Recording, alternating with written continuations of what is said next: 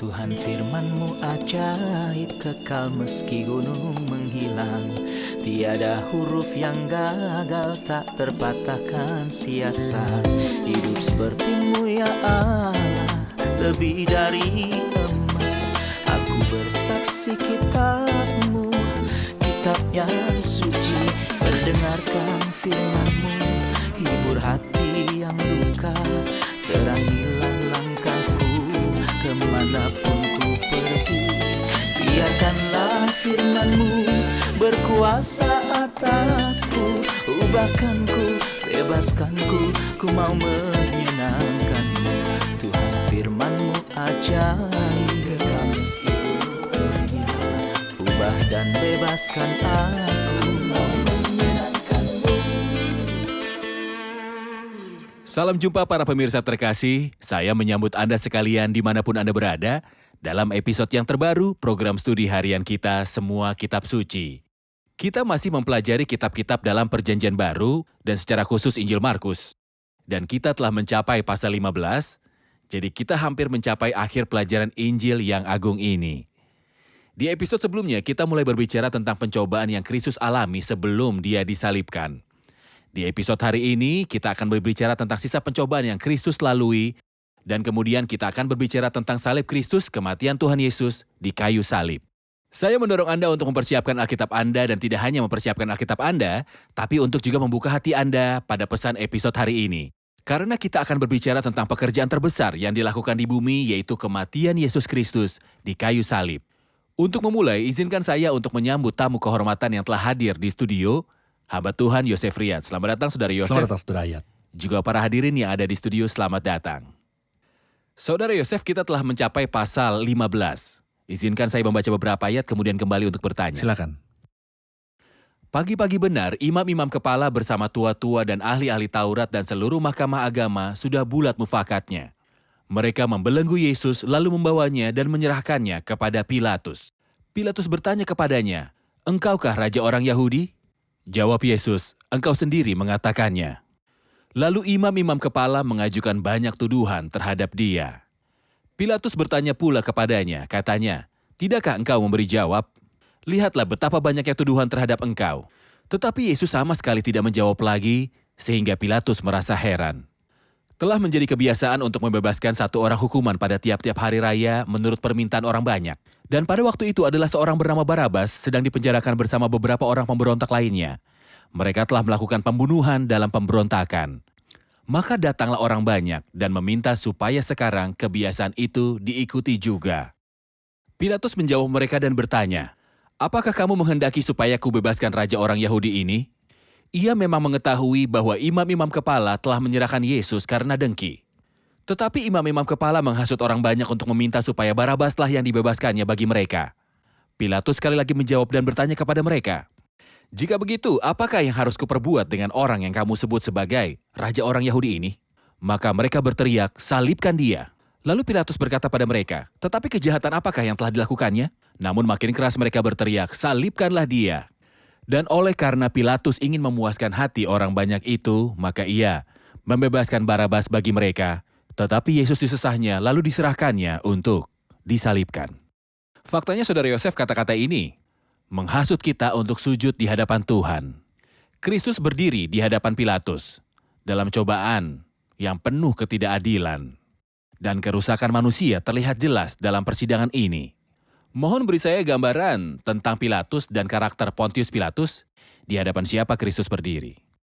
Pilatus setelah orang-orang Yahudi gagal untuk memerintah Yudea yang diwakili dalam Herodes Agung dan putranya Arkealus. Orang Romawi dipaksa untuk menunjuk gubernur Romawi daripada raja-raja yang ada di sana. Pada waktu itu tidak ada raja di Yudea, tetapi ada gubernur Pilatus yang adalah seperti yang kita lihat di sini dalam kisahnya orang yang mencari untung. Yang berarti bahwa dia adalah orang jahat yang tidak menjaga keadilan. Tapi kemungkinan besar istrinya, dan seperti yang kita pelajari dari Matius pasal 27, dan namanya adalah Prokula, adalah wanita yang saleh. Dan dia memperingatkan Pilatus agar tidak jatuh ke dalam kejahatan terburuk sepanjang masa. Tapi Sayangnya dia ingin melakukan apa yang menyenangkan orang banyak, atau menggunakan kata-kata dari Yohanes 12, sebab mereka lebih suka akan kehormatan manusia daripada kehormatan Allah. Dan karena dia menyukai pujian manusia dan dia ingin mempertahankan tahta, dia mengorbankan seseorang yang dia sendiri bersaksi bahwa dia adalah orang yang benar. Tapi tidak lama setelah itu dia diasingkan ke tanah Galia, dan di sana seperti yang dikatakan sejarah, Pilatus bunuh diri. Jadi dia kehilangan kehidupan di sini dan kehidupan abadi pada saat yang bersamaan. Terima kasih Saudara Yosef.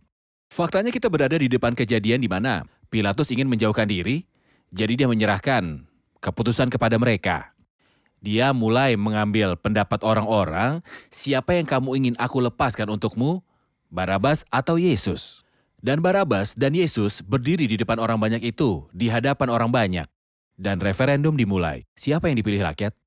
Sebenarnya untuk membandingkan antara Barabas dan Kristus sangat aneh karena tidak ada kesamaan. Tidak ada sama sekali.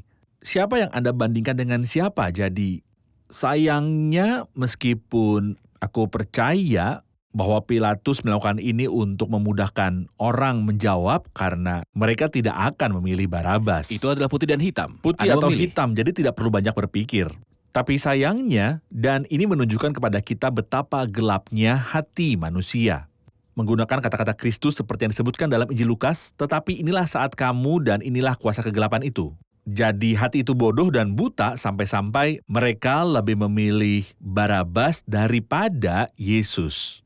Sejak saat itu kita tidak perlu heran bahwa terorisme berada di atas angin di dunia sampai hari ini. Terorisme luar biasa dan ini akan menjadi masalahnya sampai Kristus kembali dan menegakkan dasar pemerintahan dengan kebenaran dan keadilan dalam pemerintahan sukacitanya yang segera terjadi. Terima kasih Saudara Yosef. Kita rehat sejenak dan kembali untuk menjawab pertanyaan hadirin.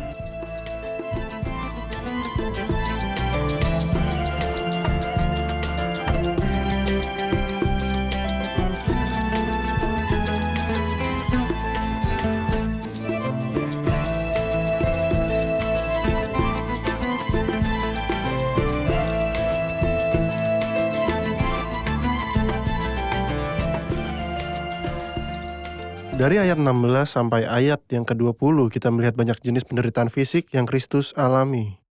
Apakah penderitaan ini berperan dalam pengampunan dosa dan penebusan dosa? Silakan Saudara Yosef. Faktanya penderitaan yang dia tanggung dari tangan manusia tidak memiliki peran dalam penebusan, tentu saja, tapi mereka menunjukkan penyakitnya. Mereka bukan bagian dari obat, tapi ekspresi dari penyakit.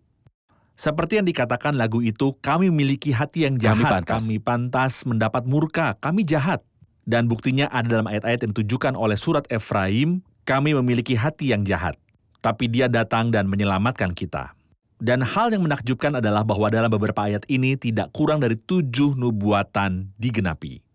Nubuatan dari perjanjian lama, dan ini menunjukkan berapa banyak Kristus dan betapa Tuhan berada di dalam kendali atas segalanya. Misalnya ketika kita membaca dan memanggil seluruh pasukan berkumpul. Ini adalah penggenapan dari apa yang kita baca dalam Mazmur 22. Sebab anjing-anjing mengerumuni aku, gerombolan penjahat mengepung aku.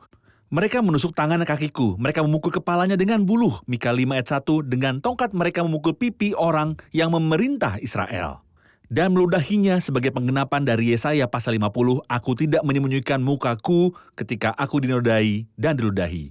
Dan kemudian kita baca, lalu mereka membagi pakaiannya dengan membuang undi di atasnya. Sebagai penggenapan dari Mazmur 22, mereka membagi-bagi pakaianku di antara mereka. Dan mereka membuang undi atas jubahku. Ayat 25, mereka menyalibkan dia sebagai penggenapan dari Mazmur 22 ayat 16, mereka menusuk tangan dan kakiku. Kemudian kita membaca bahwa dia disalibkan antara 2 orang. Demikianlah genap nas Alkitab yang berbunyi, ia akan terhitung di antara orang-orang durhaka. Yesaya 53 ayat terakhir, akhirnya menggelengkan kepala mereka berkata, semua yang melihat aku mengolok-olok aku, mereka mencibirkan bibirnya, menggelengkan kepalanya. Mazmur 22, sejauh itu, semua yang terjadi di Kalvari sudah tercatat di perjanjian lama.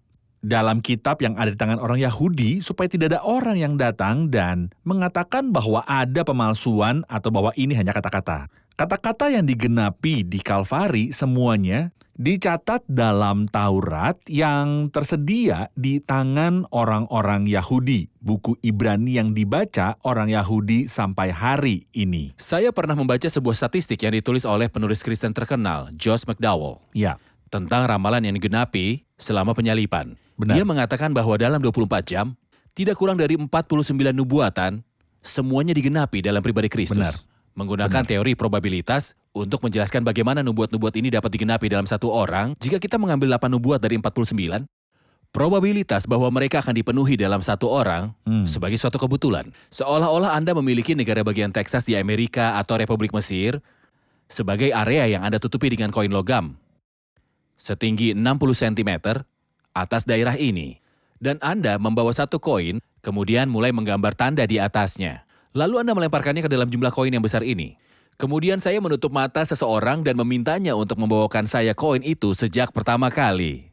Probabilitas untuk menemukan itu adalah probabilitas yang sama untuk memenuhi 8 nubuat dalam satu orang. Peluangnya adalah 1 dan setelah itu 17-0. jadi tidak mungkin. Bagaimana ini bisa dilakukan? Beberapa orang mengatakan bahwa orang yang menulis nubuatan setelah kematian Kristus. Bagaimana nubuatan dapat ditulis setelah kematian Kristus? Jadi kitab-kitab itu digenapi dalam Kristus. Kristus dalam Injil Markus sangat tidak senang dalam banyak kejadian. Dan seringkali ketika saya mendengar apa yang dikatakan orang jahat, saya menjadi tidak senang karena apa yang mereka katakan tidak menyenangkan. Tetapi dalam Kristus telah digenapi semua nubuat Alkitab. Yang telah dinubuatkan Alkitab. Ya, jadi dia mati untuk dosa-dosa kita menurut kitab suci. Terima kasih Saudara Yosef. Lalu kita ingin tahu apa yang terjadi setelah para prajurit mengejek dia dalam ayat 21. Ada seorang pria yang muncul di tempat kejadian, namanya adalah Simon dari Kirene. Siapa dia?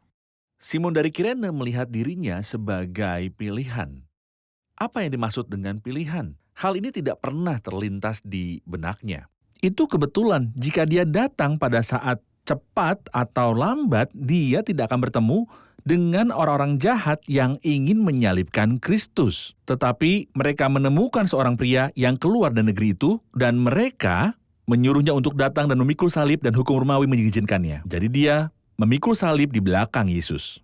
Tapi di sini kita membaca sesuatu yang sangat aneh. Simon dari Kirene, ayah dari Alexander dan Rufus.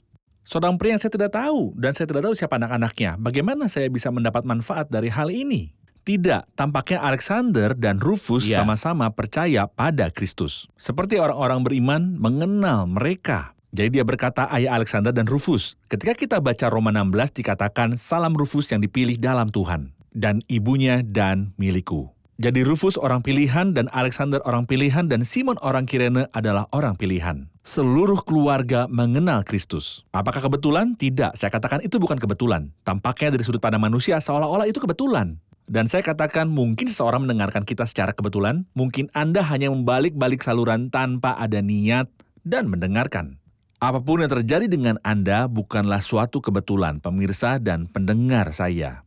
Tapi Tuhan sedang mencarimu. Dan seperti dia menyelamatkan Simon dari Kirene dan juga keluarganya, dia bisa menyelamatkan Anda dan keluarga Anda. Terima kasih Saudara Yosef. Sekarang kita tiba pada peristiwa kematian Kristus. Dalam pasal 22, mereka membawa Yesus ke tempat yang bernama Golgota, yang berarti tempat tengkorak.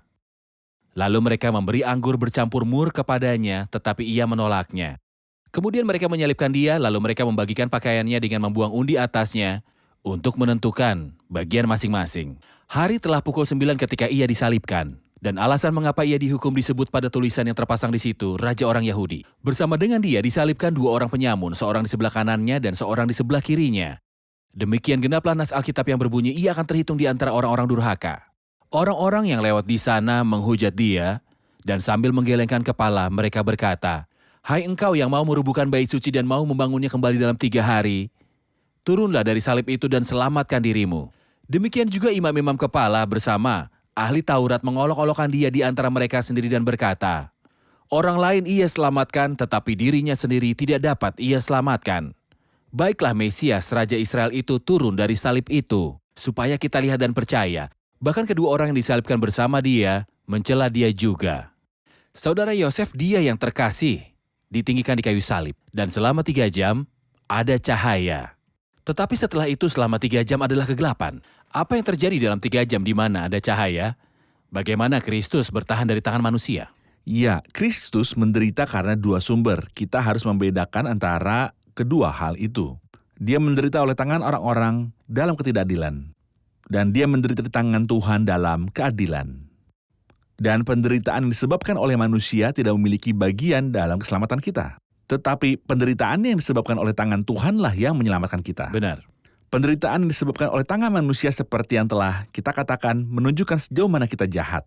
Tetapi penderitaannya disebabkan oleh tangan Tuhan adalah merupakan penderitaan pengganti penebusan. Benar. Ketika kita membaca, misalnya dalam Yesaya 53 ayat 4, tetapi dia tertikam oleh karena pemberontakan kita, dia diremukan oleh karena kejahatan kita. Jadi dia menderita sebagai pengganti kita. Inilah penderitaan yang ia alami di saat-saat kegelapan. Benar. Dan karena mereka berada di luar pemahaman kita, seseorang mengatakan bahwa dalam 3 jam itu kita tidak dapat melihat. Hanya kegelapan dan kita tidak mendengar apa-apa selain keheningan. Tidak ada yang berbicara dalam 3 jam kegelapan itu. Seolah dia ingin mengatakan bahwa kita tidak melihat apa-apa dan kita tidak mendengar apa-apa. Mengapa? Karena semuanya di luar pemahaman kita. Kita hanya bisa menghargai bekas luka-lukanya. Mahkota duri, paku, ini adalah penderitaan yang mengerikan. Tapi itu semua bukan apa-apa. Kita belum pernah mendengar bahwa Kristus berteriak ketika dia dicambuk. Kita belum pernah mendengar bahwa dia berteriak ketika mereka meletakkan mahkota duri dan mukulnya dengan buluh di kepalanya. Kita belum pernah mendengar bahwa dia berteriak ketika mereka sedang menancapkan paku-paku di tangannya. Meskipun ini adalah penderitaan yang mengerikan. Kapankah dia berteriak? Dia berteriak setelah jam-jam kegelapan ketika dia berkata, Tuhanku, Tuhanku, mengapa engkau meninggalkanku? Jadi penderitaan penebusan dalam 3 jam. Yang dia tanggung dari tangan Tuhan adalah keadilan untuk membebaskan kita. Beberapa orang menyatakan keberatan mengatakan bahwa ini tidak adil. Tidak, itu adil jika seseorang dengan bebas dan juga secara sukarela akan setuju untuk membayar kesalahan atas nama orang lain. Iya. Jika istri saya misalnya melakukan kesalahan dan dia ingin membayar sejumlah uang dan saya membayarnya, apakah ini bertentangan dengan keadilan? Adakah akan mengatakan tidak, bukan Anda yang harus membayar denda. Selama aku secara sukarela, saya membayar bukan karena kepada siapa saya ingin membayar. Bisakah kita membedakan antara keadilan dan layak? Maksud saya, dia mati di kayu salib bukan secara pantas tetapi secara adil. Ya. Dia setuju membawa kesalahan kita. Dalam hal ini Benar. seolah-olah Tuhan menjatuhkan hukuman kepadanya secara adil. Tapi dia tak pantas menerima hukuman ini. Yang pantas adalah saya. Benar. Yang pantas adalah saya. Kita memiliki hati yang jahat. Kita pantas mendapatkan murka Allah. Benar. Saya berdiam pada keinginan Allah. Dia yang menahan murka. Seperti yang kita baca dalam Mazmur, aku tertekan oleh panas murkamu. Dan segala pecahan ombakmu kau tindihkan Jadi kepadaku. itu dilakukan dalam keadilan karena dia setuju untuk menanggung kesalahan kita. Tapi Benar. Tuhan menimpakan padanya kejahatan kita sekalian. Anda telah membedakan antara penderitaan yang ia alami karena manusia, artinya Ya. paku, duri, dan bilur. Semua itu adalah penderitaan yang mengungkapkan hati manusia. Benar. Tetapi apa yang berperan dalam penebusan adalah penderitaannya dari tangan Allah, hakim yang adil yang disebut penderitaan kematian atau penderitaan penebusan. Dia berkata, Tuhanku, Tuhanku, mengapa engkau meninggalkan aku? Sebuah keterpisahan dari Tuhan. Saya melihat gambaran penderitaan ini dalam Ratapan 1 ayat 12. Di mana kita membaca, dari atas dikirimnya api masuk dalam tulang-tulangku, dihamparkannya jarin di muka kakiku. Baik, kita rehat sejenak dan kembali untuk menjawab pertanyaan hadirin.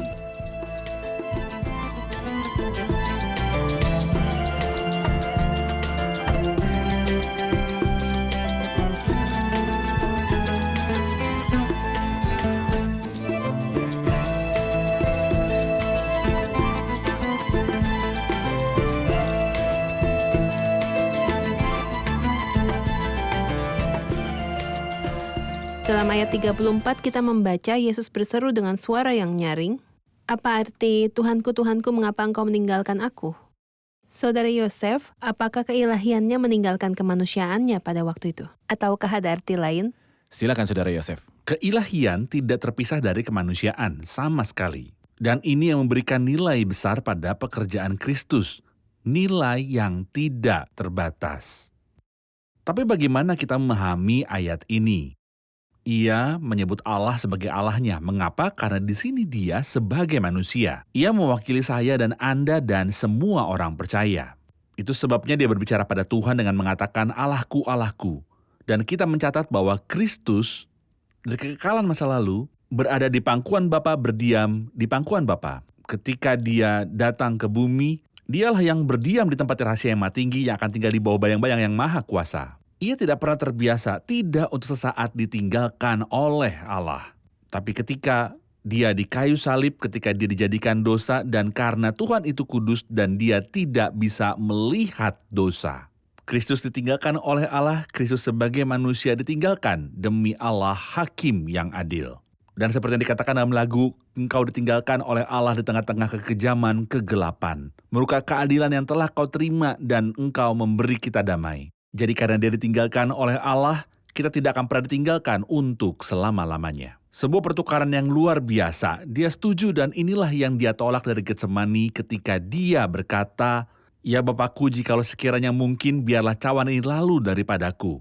Tetapi janganlah seperti yang kukehendaki, melainkan seperti yang engkau kehendaki." Karena dia tahu bahwa melalui penderitaan yang mengerikan ini, dia akan mampu membawa kita menuju kemuliaan abadinya dengan penuh sukacita. Saudara Yosef, ungkapan yang diucapkan tentu saja dalam bahasa Aram. Dan Anda memberitahu kami sebelumnya bahwa Markus sedang menulis kepada orang-orang Roma, Ya. jadi dia menggunakan beberapa ekspresi Romawi. Ya, Lalu dia menerjemahkannya untuk kita dan memberitahu kita apa yang mereka maksud. benar. Dia berkata lama sabaktani itu terdengar seperti kata Arab untuk berlari lebih cepat. Ya. Jadi seperti orang yang berteman dengan Tuhan, berada dalam persekutuan penuh dengan Tuhan, tetapi saatnya telah tiba.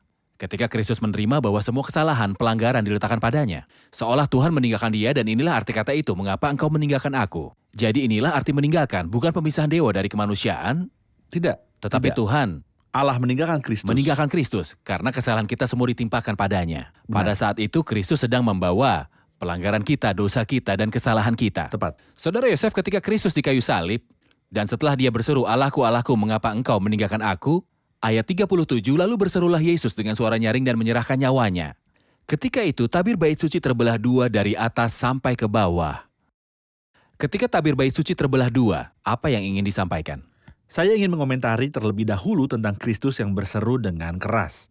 Ia tidak mati karena dia tidak dapat melanjutkan hidup, Karena kelemahan. tetapi dia memasuki kematian dengan sukarela.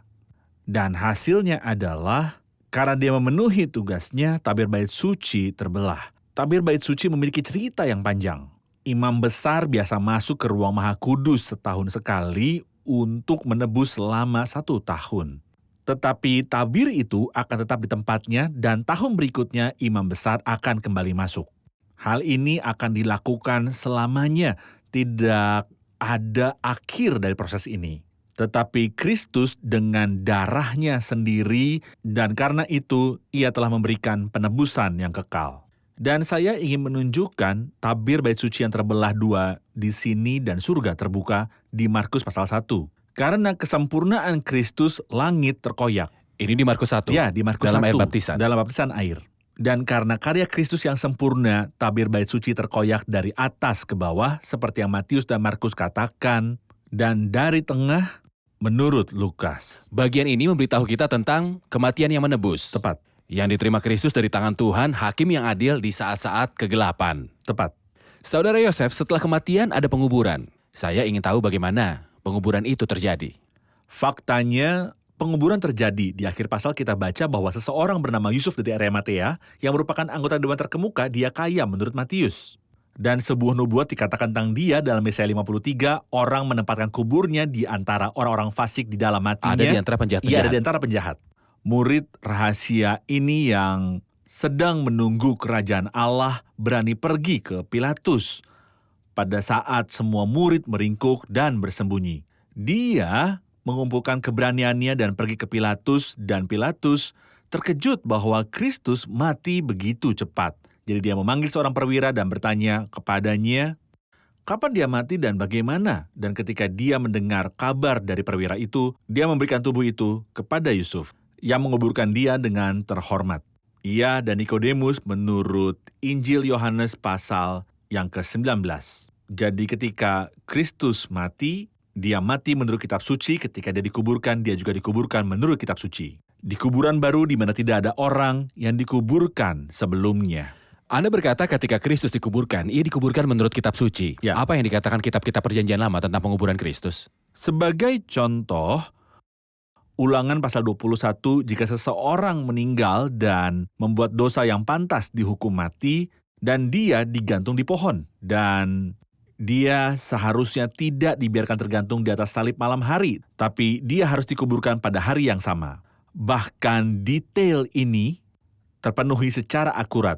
Meskipun saya percaya bahwa mereka para imam besar ingin menjaga tubuh Kristus tergantung selama berhari-hari. Tapi karena hari Sabat adalah hari berikutnya, itu adalah hari Sabat yang agung. Jadi mereka meminta Pilatus untuk mematahkan kaki orang yang disalibkan dan menurunkannya. Dan Pilatus memang memerintahkan ini, tetapi kaki Kristus tidak dipatahkan. Mengapa? Karena dia mati? Tidak juga. Tapi karena nubuatan yang mengatakan bahwa tidak satu pun dari tulang-tulangnya akan dipatahkan. Lihat bagaimana Allah memegang kendali atas detail terkecil dalam masalah kematian dan kebangkitan Kristus. Mereka ingin menguburkan Kristus seperti orang lain, tetapi surga telah mengambil keputusan sebelumnya. Orang menempatkan kuburnya di antara orang fasik dan dalam matinya ia ada di antara penjahat-penjahat. Terima kasih, kita sudah di akhir episode. Mari rangkum bersama para hadirin. Apa yang telah Anda pelajari? Kita telah melihat bahwa penderitaan fisik tidak berperan dalam pengampunan dosa kita, tetapi mereka menunjukkan penyakitnya, dan mereka harus menggenapi semua nubuat perjanjian lama.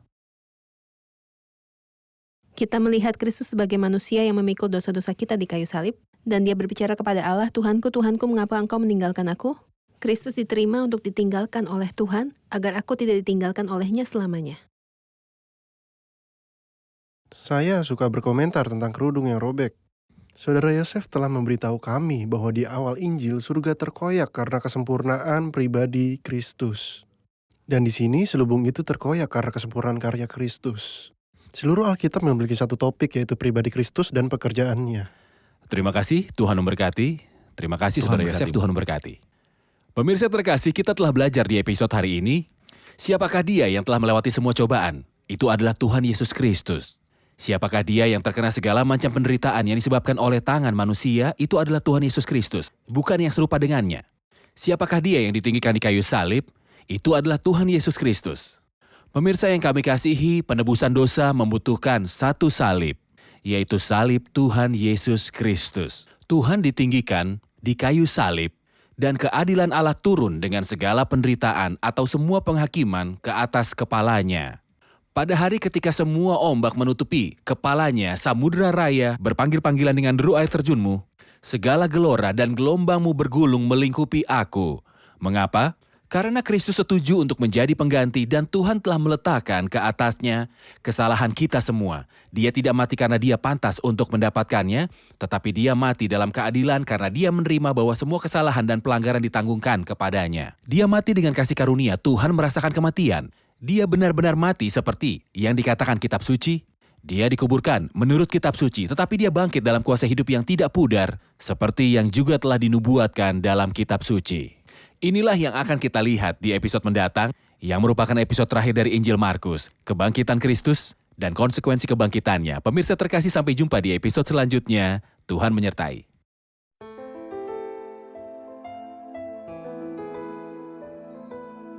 Tuhan firman-Mu ajaib, kekal meski gunung menghilang.